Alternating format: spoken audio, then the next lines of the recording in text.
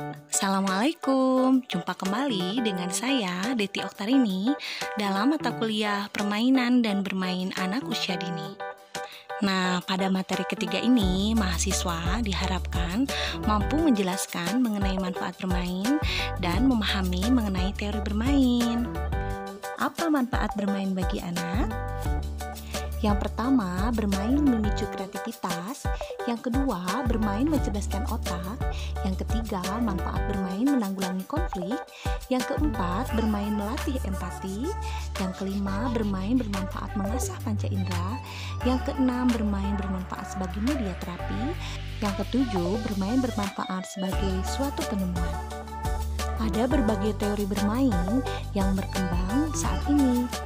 Sejak abad 19, bermunculan teori tentang bermain yang dikemukakan oleh para ahli dari berbagai disiplin ilmu. Pertama adalah teori rekreasi oleh Carroll dan Lazarus.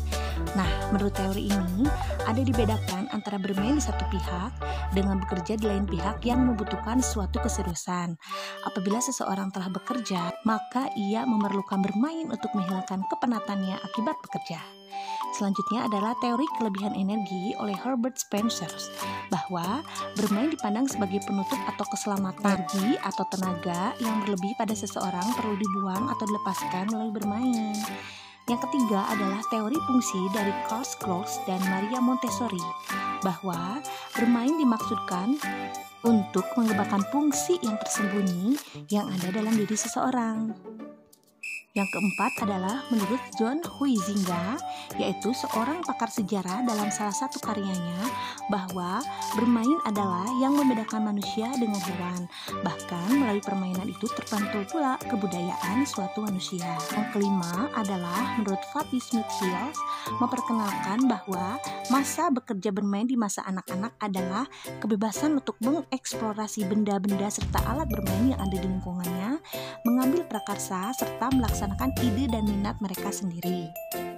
Yang keenam adalah menurut Susan Isaac, dia percaya bahwa bermain mempertinggi semua aspek pertumbuhan dan perkembangan anak. Yang ketujuh adalah menurut Dewey, dia percaya bahwa anak belajar tentang dirinya serta dunianya melalui bermain, melalui pengalaman-pengalaman awal yang bermakna menggunakan benda-benda konkret, sehingga anak akan mengembangkan kemampuan dan pengertiannya dalam memecahkan masalah.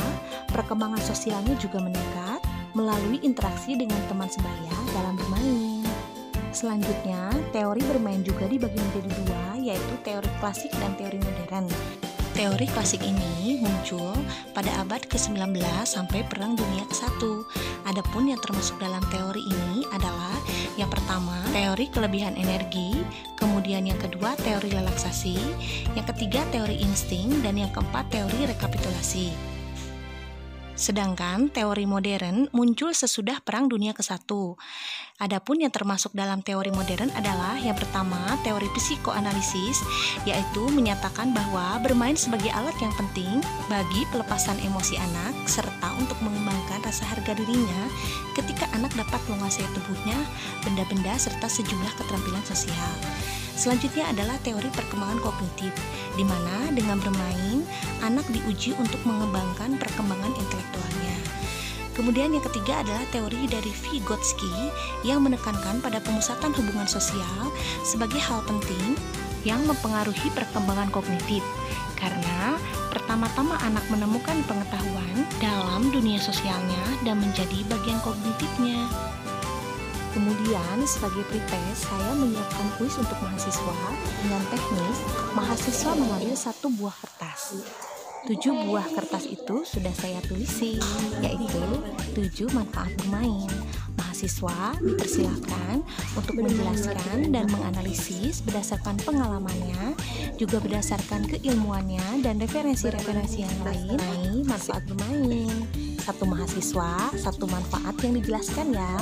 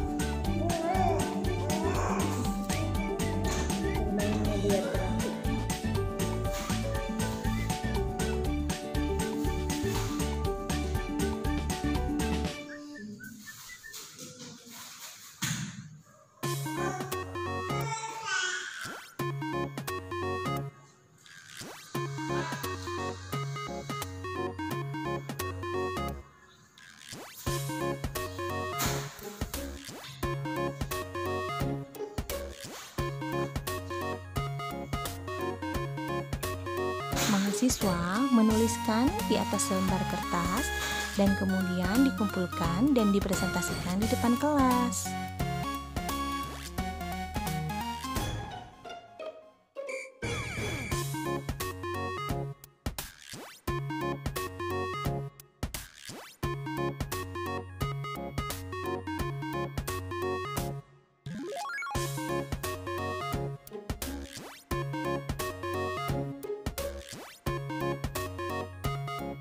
Berikut kumpulan dari tugas-tugas mahasiswa.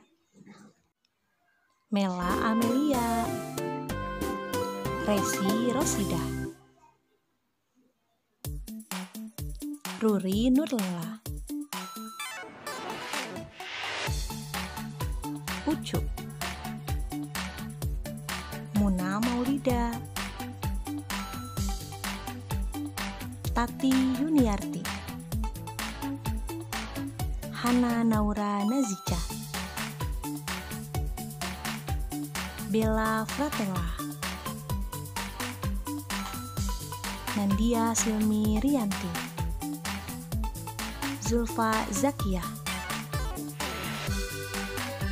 Yuni Yulia Fahmi, Ende Nuronia, Sri Susanti, Tika Kartika, Ernawati, Erni Fitri Wahyuni. Berikut presentasi mahasiswa atas nama Mela.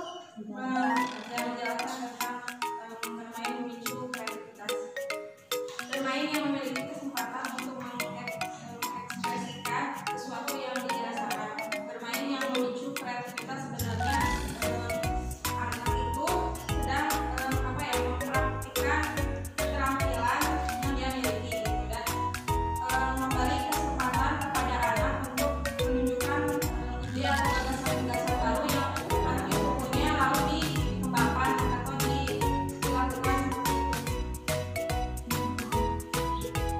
Demikian belajar hari ini bersama saya Deti Oktarini, dan motivasi hidup hari ini yaitu jangan pernah membandingkan dirimu dengan orang lain, karena orang lain adalah bulan dan kita adalah bintangnya. Jadilah bintang dalam kehidupan diri kita sendiri, bintang yang bersinar dan menyinari orang lain. Terima kasih mahasiswa hebat. Good job mahasiswa STIT Al-Hidayah Kota Tasikmalaya, jurusan Pendidikan Islam Anak Usia Dini. Jazakallah khairan katsira. Wassalamualaikum warahmatullahi wabarakatuh.